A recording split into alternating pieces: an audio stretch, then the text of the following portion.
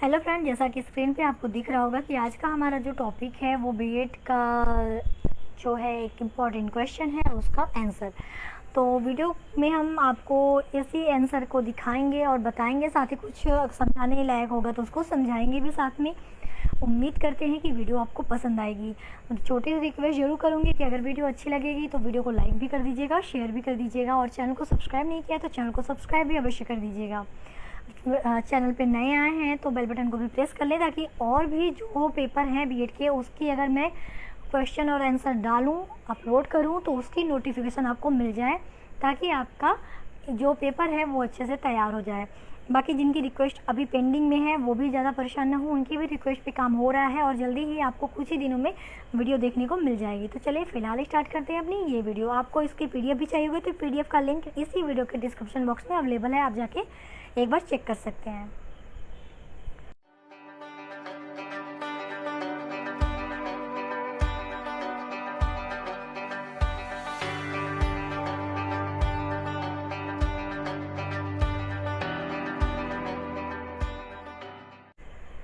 तो जैसा प्रश्न हमारा है कि मूल्यांकन के प्रकारों की व्याख्या करो, या ये क्वेश्चन पूछ सकता है कि संरचनात्मक यानी फॉर्मेटिव एवं योगात्मक यानी समेटिव मूल्यांकन का अर्थ बताइए। क्वेश्चन किसी भी तरह से पूछ सकता है। तो उत्तर हम लिखेंगे कि मूल्यांकन के विभिन्न प्रकार हैं। पहला जो है संरचनात्मक मूल्यांकन, दूसरा योगात्मक जिसे हम संकलनात्मक या अंतिम मूल्यांकन भी कहते हैं, तीसरा है निदानात्मक मूल्यांकन। तो हम एक एक करके तीनों मूल्यांकन देखेंगे। पहला हमने कहा संरचनात्मक मूल्यांकन, तो इसे निर्णयात्मक या रचनात्मक मूल्यांकन भी कहते हैं। जब कोई भी शैक्षिक योजना अपनी प्रारंभिक या निर्माणावस्था में हो और उसका मूल्यांकन कर उसमें सुधार किया जा सके तो इस प्रकार के मूल्यांकन को संरचनात्मक मूल्यांकन कहते हैं।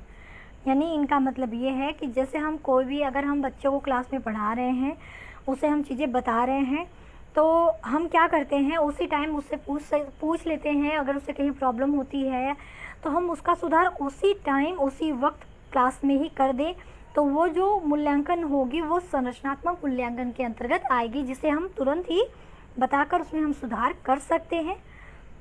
इसकी कुछ और पॉइंट है वो भी देख लेते हैं। तो किसी भी शैक्षिक योजना का मूल्यांकन जब उसकी प्रभावशीलता, गुणवत्ता, वांछनीयता या उपयोगिता को बढ़ाने के लिए किया जाता है तो वह संरचनात्मक मूल्यांकन कहलाता है। ठीक है। अगला पॉइंट, संरचनात्मक मूल्यांकन का उद्देश्य शैक्षिक कार्यक्रम तैयार करने वाले व्यक्ति को उसके द्वारा तैयार की गई योजना की कमियों को इंगित करना तथा उसमें सुधार के उपाय बताना होता है। अगला पॉइंट, बच्चों की लगातार प्रतिपुष्टि के लिए संरचनात्मक मूल्यांकन सहायक है। अगला पॉइंट, निर्माणात्मक मूल्यांकन के अध्यापक पढ़ाते समय यह जांच करते हैं कि बच्चे की अनुभूतियाँ, अभिव्यक्तियाँ और ज्ञान को कितना ग्रहण, बच्चे ने इन सबको चाहे अनुभूति हो, चाहे अभिव्यक्ति हो, चाहे ज्ञान हो, इनको कितना ग्रहण किया है। और अगला पॉइंट कि रचनात्मक मूल्यांकन पाठ के बीच बीच में किया जाता है। तो आप खुद समझ गए होंगे कि ओवरऑल इनका ये कहना है कि क्लास के दौरान ही हम बच्चे से अगर कोई चीज़ पढ़ा रहे हैं, हम उससे उसी टाइम उससे पूछ लेते हैं और उसकी कमियों को, जो उसे नहीं समझ में आया, उन सारे पॉइंट को हम उसे अच्छे से समझा दें, यानी उनको समझा के हम उनकी जो प्रॉब्लम है उसमें हम सुधार कर सकते हैं। तो ये जो है वो पाठ के बीच में ही आप कर सकते हैं, पाठ के बीच में ही किया भी जाता है। ये पढ़ाते टाइम में उन सारी चीज़ों को क्लियर किया जाता है। इसमें अध्यापक ये समझने की कोशिश करता है बच्चे को कहाँ पे प्रॉब्लम है, वो किन चीज़ों को अभी तक अच्छे से नहीं जान पाया है या उसे कितनी ज़रूरत है समझाने की। सबको समझाने के बाद हम उसको वापस से सारी चीज़ें बताते हैं ताकि उसे अच्छे से समझ में आ जाए। तो ये जो होती है वो संरचनात्मक मूल्यांकन के अंतर्गत आती है। बात करें सेकेंड योगात्मक मूल्यांकन की, तो किसी शैक्षिक कार्यक्रम को अंतिम रूप दे देने को एवं उसे चालू कर देने के पश्चात उसकी समग्र वांछनीयता को ज्ञात करने के लिए किया गया मूल्यांकन योगात्मक मूल्यांकन कहलाता है। इसका उद्देश्य यह ज्ञात करना होता है कि उस योजना या कार्यक्रम को चालू रखा जाए या नहीं। अगला, स्पष्टतः योगात्मक मूल्यांकन का अभिप्राय पहले से चल रही योजना को जारी रखा जाए या नहीं का निर्णय लेना होता है।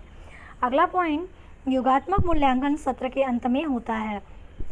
तो चलो आपने इतना जान लिया कि संरचनात्मक मूल्यांकन जो था वो तो क्लास में जैसे मौखिक रूप से जब हमसे अध्यापक पूछता है तो वो संरचनात्मक मूल्यांकन के अंतर्गत चला आया, जो कि क्लास के दौरान ही किया जाता है। योगात्मक आप समझो एग्जाम, यानी आप देते हो, आपको सब्जेक्ट पूरा पढ़ाया जाता है। पढ़ाने के बाद लास्ट में क्या होता है, आपका एग्ज़ाम होता है। जैसे पहले भी हम अपनी क्लास में पढ़ते थे, चाहे 1 2 3 4 जिस भी क्लास में, तो आप क्या करते थे, पहले पूरे साल पढ़ते थे, फिर 1 साल बाद जब सत्र नया स्टार्ट होना था उसके पहले हमारा एग्ज़ाम होता था। एग्ज़ाम में हम पास होते थे तो उसे हमें अगली कक्षा में डाला जाता था। तो वो जो मूल्यांकन होती है, जो परीक्षा वाली मूल्यांकन होती है, वो योगात्मक मूल्यांकन का पार्ट होती है। ठीक है, अगला पॉइंट योगात्मक मूल्यांकन में चलिए देख लेते हैं क्या था कि अध्यापक द्वारा पढ़ाने के बाद यह देखना कि बच्चों में ज्ञान को किस हद तक ग्रहण किया गया है। उदाहरणार्थ, किसी पाठ को पढ़ाने के बाद जब अध्यापक बच्चों से प्रश्न करता है तो वह योगात्मक मूल्यांकन कहलाता है। यानी एक लास्ट में जो होता है पढ़ाने के बाद, जैसे हमने कोई आप टेस्ट भी कहोगे, जब जैसे हमने एक चैप्टर पढ़ा लिया, हम एक चैप्टर पढ़ाने के बाद फिर बच्चों का एक टेस्ट लेते हैं, वो भी योगात्मक मूल्यांकन का ही पार्ट है, जिसमें हम भी उस चीज़ को समाप्त करने के बाद, यानी पाठ को कंप्लीट करने के बाद अगर हम बच्चों से कुछ प्रश्न पूछें तो वो योगात्मक मूल्यांकन का हिस्सा होता है। लास्ट में लिखेंगे लास्ट इसका टॉपिक। इस विवरण से स्पष्ट हो जाता है कि योगात्मक मूल्यांकन द्वारा अनेक विकल्पों में से सर्वोत्तम चयन करने की प्रक्रिया है। अब बात करते हैं तीसरा, निदानात्मक मूल्यांकन की। तो यह क्या होता है, वह जो बच्चे असफल हो रहे हैं उन बच्चों के असफलता का कारण ढूंढना निदानात्मक मूल्यांकन कहलाता है। यानी जैसे एग्जाम हुआ, बच्चे फेल हो गए, अब अध्यापक का काम क्या होना चाहिए कि पहले ये पता करे, ये नहीं कि उन्हें डांटे, वो पहले ये पता करे कि बच्चा किन वजह से, उसे क्या प्रॉब्लम है कि वो फेल हो गया, यानी वजह पता करे। तो ये जो कारण ढूंढना, असफलता का कारण ढूंढना जो है वो निदानात्मक मूल्यांकन के अंतर्गत आता है। अब लास्ट में आता है कि संरचनात्मक तथा योगात्मक मूल्यांकन में अंतर।